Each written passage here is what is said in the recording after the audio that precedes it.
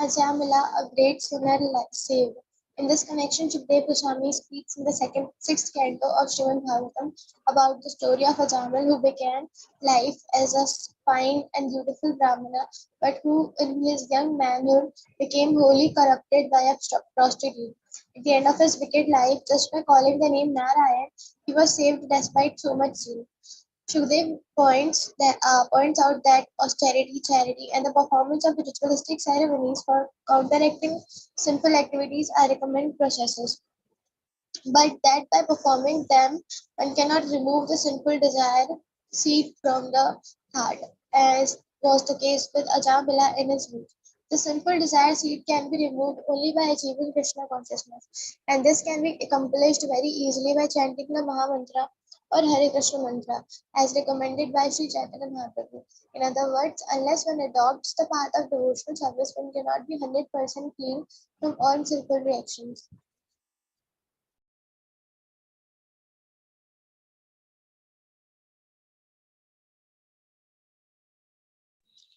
By performing Vedic ritualistic activities, by giving money in charity, and by undergoing austerity, one can temporarily become free from the reactions of sinful activities. But at the next moment, one must again become again engaged in sinful activities. For example, a person suffering from venereal disease on account of excessive indulgence in sex life has to undergo some severe pain and medical treatment, and then he is then cured for some time, and then he is cured for time being. But because he has not been able to remove the sex desire from his heart, he was again indulged in the same thing and become a victim of the same disease. Medical treatment may give temporary relief from the distress of venereal disease, but unless one is trained to understand that sex life is abominable, it is impossible to be saved from such repeated distress. Whether the ritualistic performances, charity and austerity, or that is recommended in the Vedas, may temporarily stop from acting as sinful activity. But as long as the heart is not clear, one will not be able to, uh, one will have to repeat the simple activity again and again. Another example given in the Srimad Bhagavatam concerns that elephant who enters the lake and takes bath very seriously, cleansing his body thoroughly. Then, as soon as he comes out onto the shore, again he takes some dust from the earth and throws it over his body. Similarly, a person who is not trained in Krishna consciousness cannot completely be free from the desire of sinful activities. Neither he can neither the meditative yoga process nor philosophical speculations nor spiritual activities can save one from the seeds of sinful desires. Only being engaged in, only by being engaged in devotional service this can be done. There is another evidence in the fourth canto of Srimad Bhagavatam wherein Sanat Kumar says, "My dear king, the false ego of a human being is so strong that it keeps him in material existence, as if tied up by a strong rope. Only the devotees can cut off the knot of this strong rope very easily, by engaging themselves in Krishna consciousness. Others who are not in Krishna consciousness but are trying to become great mystics or great ritual performers cannot advance like the devotees. Therefore, it is the duty of everyone to engage himself in the activities of Krishna consciousness in order to be freed from the tight knot of false ego and engagement in material activities. The tight knot of false ego is due to ignorance. As long as one is ignorant about his identity, he is sure to act wrongly and thereby become entangled in material contamination. This ignorance of actual knowledge can also be dissipated by Krishna consciousness, as it is confirmed in the Padma Puran as follows.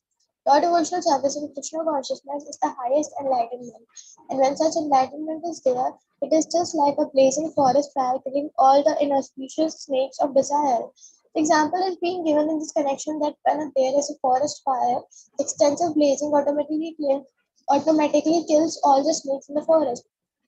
There are many snakes on the ground of the forest. When a fire takes place, it burns the dried foliage, and the snakes are immediately attacked. Anyone who has four legs can flee from the fire and can at least try to flee. but snakes are immediately killed. Similarly, the blazing fire of Krishna consciousness is so strong that the snakes of ignorance are immediately killed. Krishna's promise. Everyone in this material world is full of anxiety. That is the nature of material existence. One after another, the problems come. So, if someone would promise us, just depend on me, I will solve all your problems, how much relief would we feel? Just imagine. Of course, we may not believe it. If some ordinary human being says to us, do not worry, I will take charge of all your affairs, we may doubt his ability to do so because we know limitations. We know the limitations. But when Krishna says, I will take charge of you, we should have full faith in his words and feel so much relief. Krishna is not an ordinary man. He is the all powerful Supreme Personality of Godhead. He is Yogeshwara, the master of all mystic power, and he is the absolute truth. Therefore, when he promises in the Bhagavad Gita, give up all other attempts to solve your problems and just surrender unto me, I shall take charge of you and unify your simple reactions.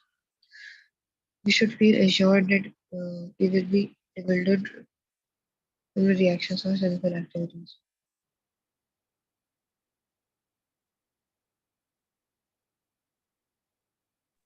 Krishna consciousness is all auspicious.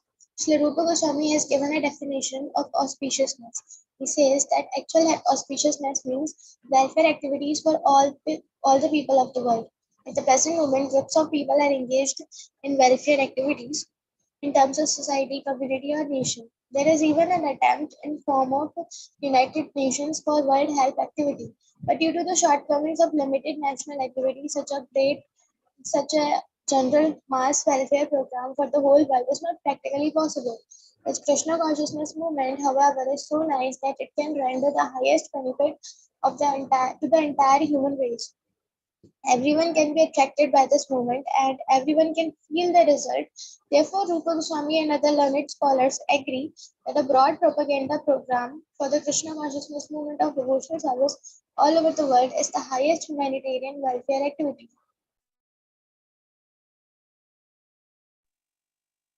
End of all suffering. We suffer because of our sinful activities, and we enjoy because of our pious activities. But in this material world, whether we enjoy or suffer, the common factor is suffering. Suppose in my next life I get a good birth due to my pious activities in this life. I may have sufficient wealth, a good education, physical beauty. But when I am born into the family of a rich man, the suffering of taking birth will be the same as those of a child born to a poor family. The sufferings of taking birth are equal for the poor and the rich family. Similarly, when there is uh, when there is some disease, a fever, or for example, it is not less painful for the rich man than for the poor man. The pain is the same. Therefore, as long as there is material existence, the suffering and enjoyment will remain on the same level, um, ultimately painful. But if we take to Krishna consciousness, Krishna assures us, uh, Aham Tvam Sarva Papebhyo Mokshishyami. I will free you from all kinds of I will free you from all senses of all self and all suffering. This is real auspicious. When Krishna takes charge of us, he gradually educates us from within and without, so that we may go back to Godhead. From the material point of view, it is auspicious to achieve wealth, education, beauty, high parentage, and so on. But all of these are adulterated with so many sufferings. Therefore, mm, Therefore, they are not actually auspicious. Real auspiciousness is to go back home, back to Godhead, for an eternal life of bliss and knowledge. That can be achieved only by engagement in pure devotional service to Lord Krishna, without any material motive. So engaging in pure devotional service is beginning of all auspiciousness. And to achieve that, we have to follow the rules and regulations. Chant the Hare Krishna Mahamantra daily and engage always in the service of the Lord.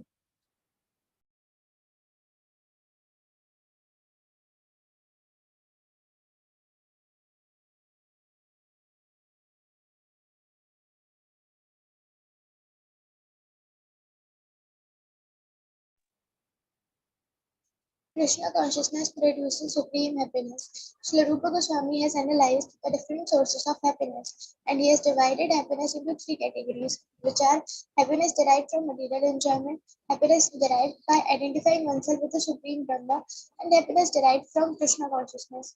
In the Tantra Shastra, Lord Shiva speaks to his wife Sati in this way: My dear wife, a person who has surrendered himself at the lotus feet of Govinda and who has thus developed pure Krishna consciousness can be very easily avoided all the perfections desired by the impersonalist.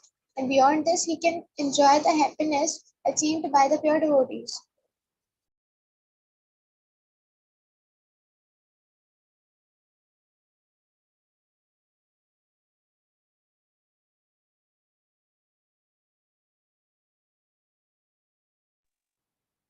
Happiness derived from pure emotional service is the highest because it is eternal, whereas the happiness derived from material perfection or from understanding oneself to be Brahma is inferior because it is temporary. There is no preventing one's fall down to material happiness. And there is even the chance of falling down from the spiritual happiness derived out of identifying oneself with the impersonal Brahman. It has been seen that the great Mayavadi sannyasis, very highly educated and almost realized souls, may sometimes take to political activities or to social welfare activities. The reason is that they actually do not derive any um, ultimate transcendental happiness in the personal understanding, and therefore must come to the material platform and take to such mundane affairs. There are many instances, especially in India, where these Mayavadi sannyasis descend to material platform again. But a person who is fully in Krishna consciousness will never return to any sort of material platform. However alluring and attractive however alluring and attractive they may be, he always know that material welfare activities can compare to the spiritual activity of Krishna consciousness.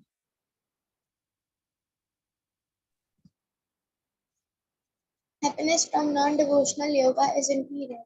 The mystic perfections achieved by actually successful yogis are eight in number. Anima Siddhi refers to the power by which one can become so small that he can enter into a stone. But modern scientific improvements also enable us to enter into stone, but because they provide for excavating so many surveys, penetrating the hills, etc. So university, the mystic perfection of trying to enter into stone has been achieved by material science. Similarly, all of the yogis or perfections, yoga siddhis or perfections are material arts. For example, in one yoga siddhi, there is development of the power to become so light that one can float in the air or on water. This that has also been achieved by modern scientists. It has enabled to fly in the air, float on the surface of water, and travel underwater. Of course, in the categories of mystic perfection, there are certain processes that the material scientists have not yet been able to develop. For instance, a mystic yogi can enter into the sun planet simply by using the rays of sunshine. This perfection is called lagima. Similarly, a yogi can touch the moon with his finger. Though the modern astronauts go to the moon with the help of spaceships, they undergo many difficulties. Whereas a person with mystic perfection can extend his hand and touch the moon with his finger. This siddhi is called prapti or acquisition. With this prapti siddhi, not only the perfect mystic yogi touch the moon planet, but can extend his hand anywhere and take whatever he likes. He may be sitting thousands of miles away from a certain place, and if he likes, he can take fruit from a garden there. This is Prapti Siddhi. The modern scientists have manufactured nuclear weapons with which they can destroy an insignificant part of this planet. But by the yoga siddhi known as uh, Ishtar, one can create and destroy the entire planet simply at will. Another perfection is called uh, Vashita. Vasita. And by this perfection, one can bring anyone under his control. This is a kind of hypnotism that is almost irresistible. Sometimes it is found that a yogi who may have attained a little perfection in his uh, Vashishta mystic power comes out of the people God, mystic power comes out among the people and speaks all sorts of nonsense, controls their mind, exploits them, take their money, and then goes away. This is another mystic perfection which is known as prakamya magic. And by this prakamya power, one can achieve anything he likes. For example, one can make water enter into his eye and then again come out within the eye. Simply by this, simply by his will, he can perform such wonderful activities. The highest perfection of mystic power is called kama kama vasai. This is also magic. But whereas the Kamya power acts to create wonderful activities within the scope of nature, mm, Kama Vashaita permits one to contradict nature in other words. Nature, in other words, to do the impossible. Of course, one can derive the great amount of temporary happiness by achieving such yogic materialistic performance perfections. Material happiness temporary at best. Foolishly, people who are enamored of the glitter of modern materialistic advancement are thinking that the Krishna consciousness movement is for less intelligent man. I am better off being busy with my material comforts, maintaining a nice apartment, family, and sex life. These people do not know that at any moment they can be kicked out of their material situation. Due to ignorance, they do not know that real life is eternal, that the temporary comforts of the body are not the goal of life. And it is due to only darkest ignorance that people become enamored of the glimmering advancement of material comforts. Srila Bhaktivinoda Thakur has therefore said that the advancement of material knowledge renders a person more foolish because it causes one to forget his real identity by its glitter. This is doom for him because this human form of life is meant for getting out of material contamination. By the advancement of material knowledge, people are becoming more and more entangled in material existence. They have no hope of being liberated from this catastrophe. Rejecting the dream of material happiness. We are enamored by the glitter of this material world just as the moths are attracted by fire. Moths enter with great speed into the fire without knowing that they are going to die. Their forceful entrance into the fire means sure death. Similarly, modern science has created called, some so-called comforts of life for temporary enjoyment. But at the same time, we take the risk of so many dangerous conditions. As the Srimad Bhagavatam says, Padam Padam Yadavapadam.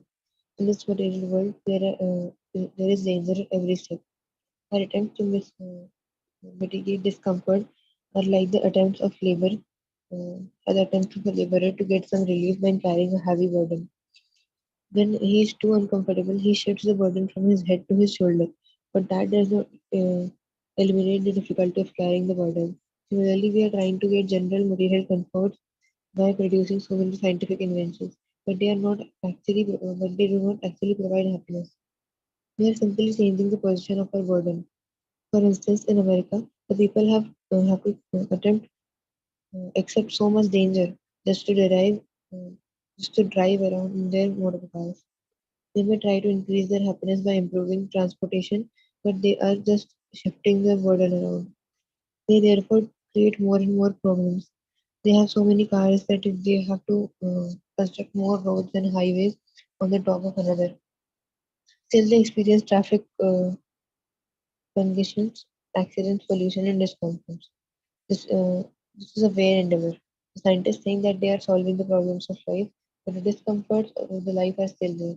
And the scientists must fall, because this material world is by nature full of discomfort. As Krishna himself confirms in the Bhagavad Gita, Dukkhala no Shashvatam. How then can you make it a happy place? We may dream of something dangerous, that a tiger or a snake is coming.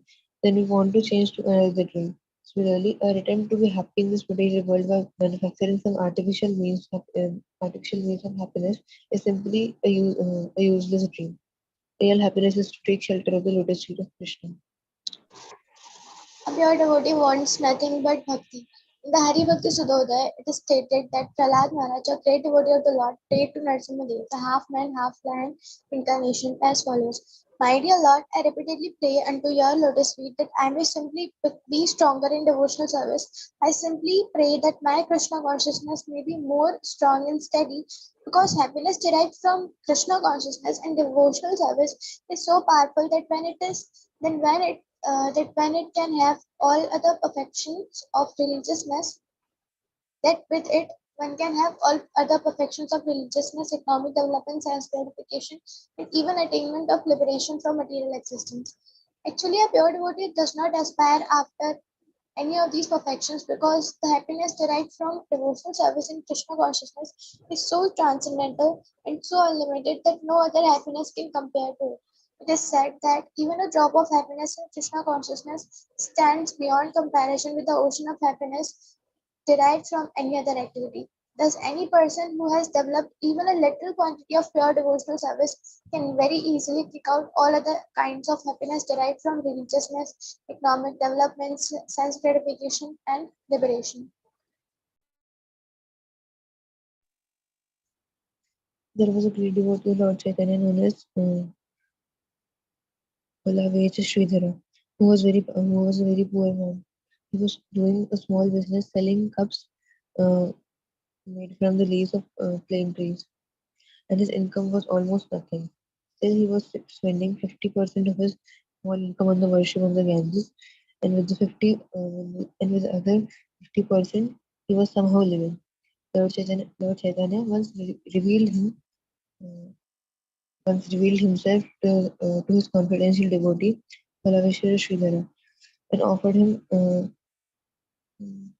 him any opulence he liked. But Sridhara informed that uh, Sridhara informed the Lord that he did not want any material opulence. He was quite happy in his present position and wanted only to gain some unflinching faith and devotion into the lotus feet of Lord Chaitanya. That is the position of a pure devotee. If they can engage 24 hours each day in devotional service, they do not want anything else, not even the happiness of liberation or becoming one with the Supreme. In the Narad Pancharatra, it is also stated that any person who has developed even a small amount of devotional service doesn't care a fig for any kind of happiness derived from religiousness, economic development, sense gratification, or any of five kinds of liberation.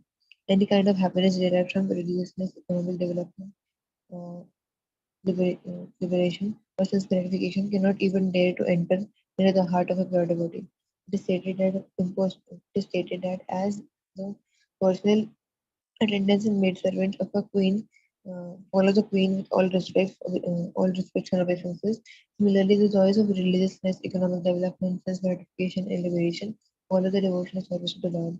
In other words, a pure devotee does not lack any kind of happiness derived from any source. He does not want anything but service to Krishna.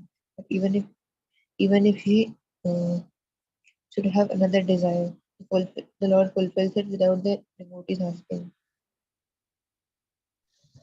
The rarity of pure devotional service. In the preliminary phase of spiritual life, there are different kinds of austerities, penances, and similar processes for attaining self realization. However, even an executor of these processes is without any material desire. He still cannot achieve devotional service. And aspiring by oneself alone and to achieve devotional service is also not very hopeful, because Krishna does not agree to award devotional service to merely anyone. Krishna can easily offer a person material happiness or even liberation. He does not agree very easily to award a person engagement in devotional service. Devotional service can in fact be attained only by the mercy of a pure devotee. In the Chaitanya Charitamrita, Madhya Leela 19.151, it is stated, by the mercy of a spiritual master who is a pure devotee, and by the mercy of Krishna, one can achieve the platform of devotional service. There is no other way. The rarity of devotional service is also confirmed in the Tantra Shastra, where Lord Shiva says to Sati, My dear Sati, if one is very fine philosopher, analyzing the different processes of knowledge, he can achieve liberation from material entanglement. The performance of the ritualistic sacrifices recommended in the Vedas, one can be elevated to the platform of pious activities and thereby enjoy the material comforts of life to the fullest extent.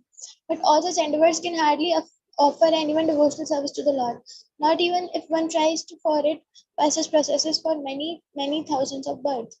In the Srimad Bhagavatam, Prahlad Maharaj confirms that merely by personal efforts or by the instructions of higher authorities, one cannot attain to the stage of to the stage of devotional service. One must become blessed by the dust of the lotus feet of a pure devotee, who is completely freed from the contamination of material desires.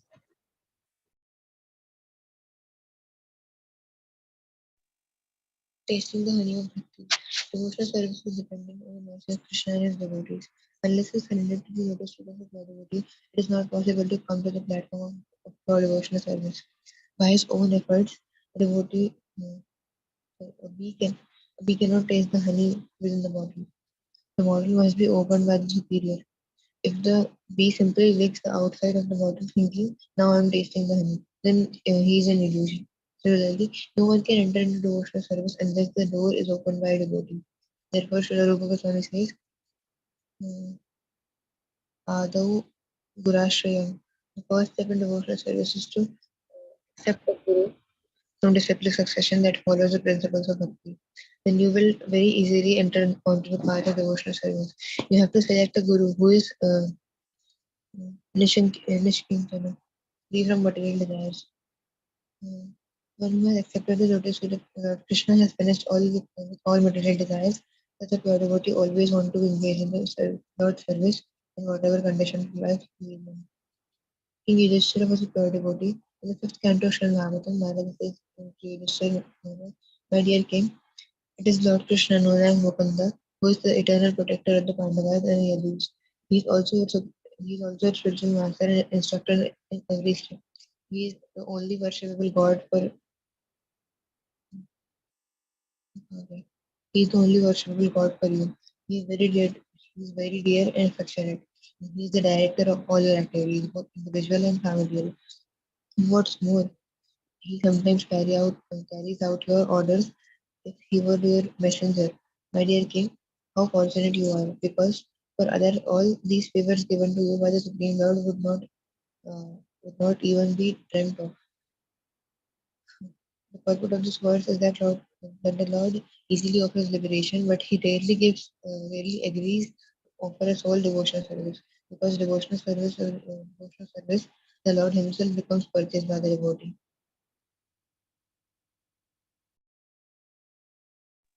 Bhakti minimizes the happiness of becoming one with the Supreme. Srila Rupa Goswami says that if Brahmanand, or happiness of becoming one with the Supreme, is multiplied by 1 trillion fold, it still cannot compare to an atomic fraction of the happiness derived from the ocean of devotional service. In the Hari Bhakti Sudodaya, Prahlad Maharaj, while satisfying Lord Narasimhadev with his prayers, says, my dear Lord of the universe, I am feeling transcendental pleasure in your presence and have become immersed in the ocean of happiness. I now consider the happiness of Brahmanand to be no more than the water in the impression left by a cow's hoof in the earth, compared to the ocean of bliss. Similarly, it is confirmed with the Bhagavad Deepika Sridhar Swami's commentary on the Srimad Bhagavatam. My dear Lord, some of the fortunate persons who are swimming in the ocean of your nectar of devotion and who are relishing the nectar of narration of your pastime certainly know ecstasies that immediately minimize the value of happiness derived from religiousness, economic development, sense gratification, and liberation. Such a transcendental devotee regards any kind of happiness other than devotional service as no better than straw in the street. Maybe Mangal Aarti start.